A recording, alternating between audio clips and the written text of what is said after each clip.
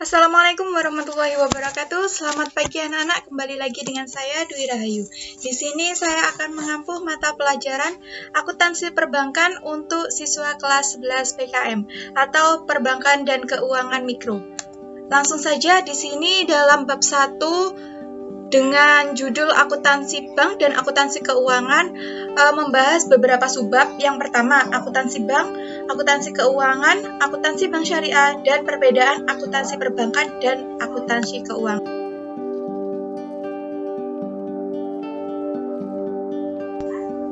Dalam subbab pertama, akuntansi bank, kita akan membahas satu persatu mengenai pengertian. Yang pertama, pengertian dari bank. Bank adalah lembaga keuangan yang memiliki kegiatan untuk menghimpun dana dan menyalurkan dana dari masyarakat dan untuk masyarakat.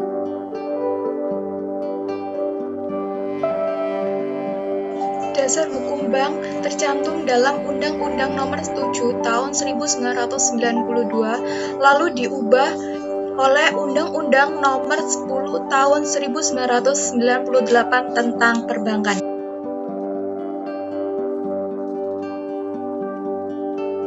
Saat ini bank di Indonesia dibagi menjadi dua, yaitu bank konvensional dan bank syariah. Bank konvensional adalah kegiatan operasionalnya berdasarkan bunga, sedangkan untuk bank syariah kegiatannya berdasarkan hukum Islam antara kedua belah pihak, yaitu bank dan nasabah dengan sistem bagi hasil. Untuk akuntansi bank, kita akan membahas mengenai akuntansi dahulu.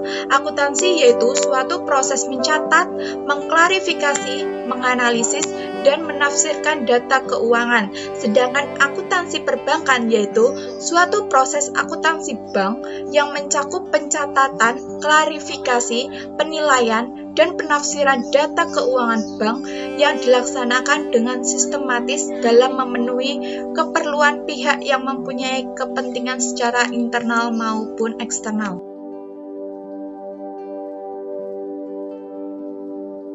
Selanjutnya kita akan membahas mengenai laporan keuangan bank. Di sini kita akan membahas elemen-elemen laporan keuangan bank, di mana terdiri dari beberapa. Yang pertama, aktiva, hutang, modal, dan pendapatan.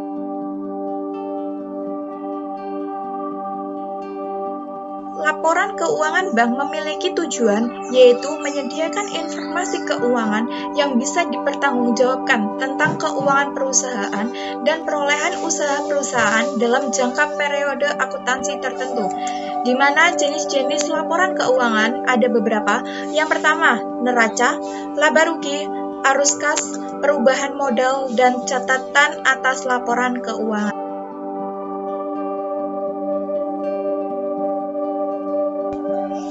Berikut merupakan gambaran dari penyajian laporan keuangan bank dalam bentuk neraca. Lalu kita lihat ada gambaran dari laba rugi. Di sini laba rugi dibagi menjadi dua bentuk.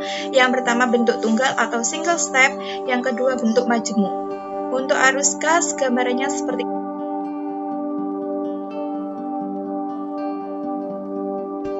Langsung saja kita lihat contoh laporan laba rugi dari PT Bank XYY untuk tahun yang berakhir pada tanggal 30 Desember 2013 dengan disajikan dalam jutaan rupiah, di mana untuk transaksi pendapatan dan beban operasional ada beberapa.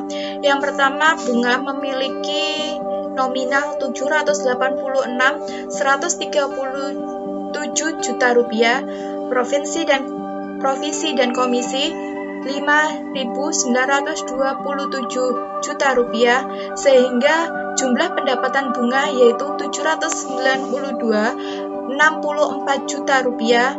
Untuk beban bunga yaitu 570.303 juta rupiah, sehingga pendapatan bunga neto adalah 221.761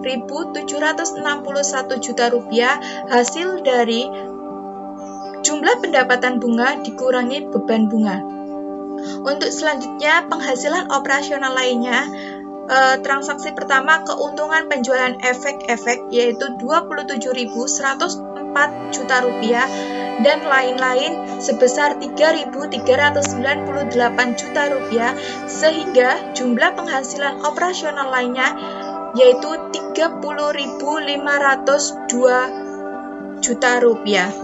Untuk beban pemulihan kerugian penurunan nilai atas aset keuangan yaitu Rp733 juta.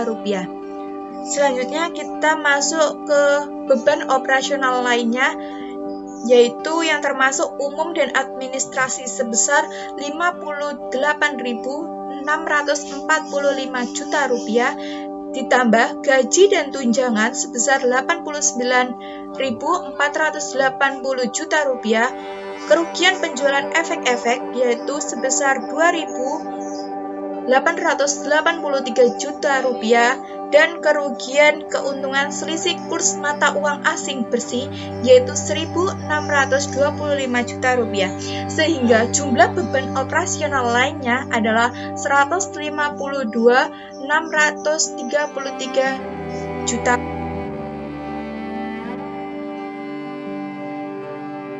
Laba operasional bersih adalah Rp100.363 juta, hasil dari pendapatan bunga neto sebesar Rp221.761 juta, ditambah hasil dari penghasilan operasional lainnya sebesar Rp30.502 juta, ditambah dengan beban pemulihan kerugian penurunan nilai atas aset keuangan sebesar Rp733 juta, dan dikurangi dengan jumlah beban operasional lainnya sebesar Rp152.633 juta, sehingga kita peroleh laba operasional bersihnya sebesar Rp100.363 juta.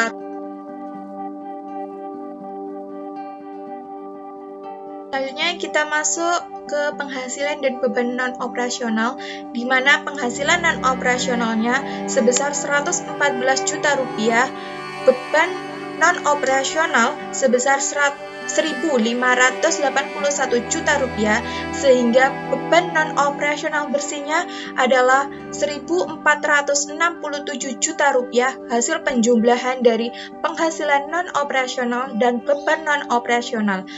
Lalu untuk beban sebelum pajak penghasilan yaitu Rp98.896 juta, hasil pengurangan dari laba operasional bersih dan beban non-operasional bersih.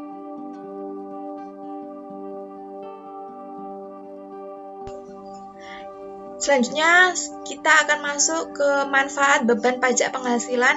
Yang pertama, kini kita masuk sebesar Rp22.490 juta dan tanggungan sebesar Rp1.876 juta, sehingga pajak penghasilan bersih adalah Rp24.366 juta, sehingga laba bersihnya kita mencapai sebesar Rp74.530 dari hasil beban pajak penghasilan sebesar Rp98.896 juta dikurangi beban pajak penghasilan bersih sebesar Rp24.366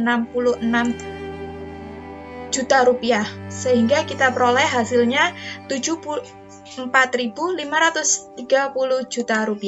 Demikian materi untuk hari ini. Selanjutnya informasi akan disampaikan melalui Google Classroom. Wassalamualaikum warahmatullahi wabarakatuh.